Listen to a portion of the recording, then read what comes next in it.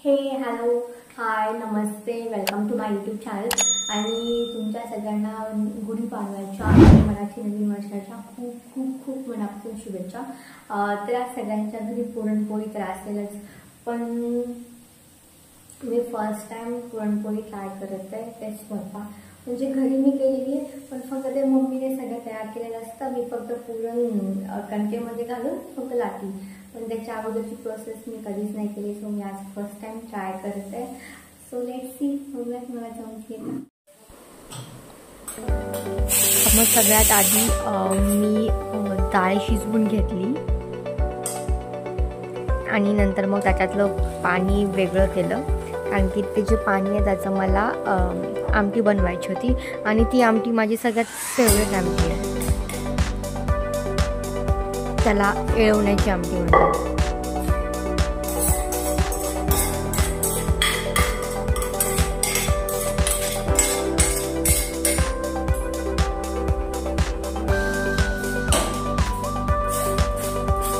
नंतर मग मी ती शिजलेली डाळ कढईमध्ये टाकून त्यात थोडंसं आता मी गूळ टाकून ते मिक्स करून थोडा वेळ मी गॅसवरती हलवणार आहे।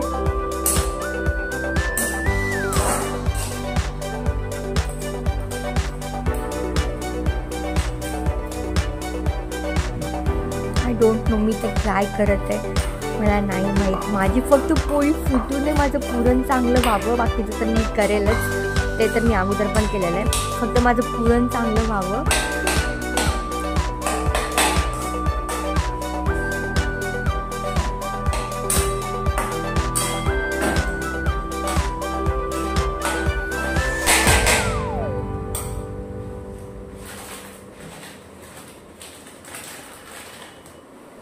आणि तोपर्यंत मी चपातीसाठी पोळीसाठी कणिक भिजवून ठेवली आहे। आणि आता मी पुरण करत आहे आणि मला आता खूप चांगलं वाटत आहे की माझं पुरण फायनली चांगलं झालं आहे।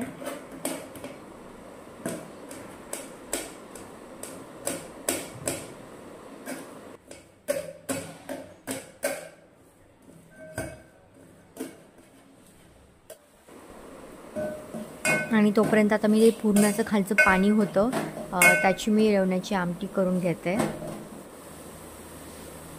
आणि आता मी पोळी लाटत आहे आणि माझी पोळी अजिबात फुटलेली नाही आहे। सो हे जर माझ्या मम्मीला कळालं तर ती खूप खुश होईल की मी फर्स्ट टाइम स्वतः पुरणपोळी ट्राय केली आणि तेही न फुटता, आणि खूप छान फुगली पण होती।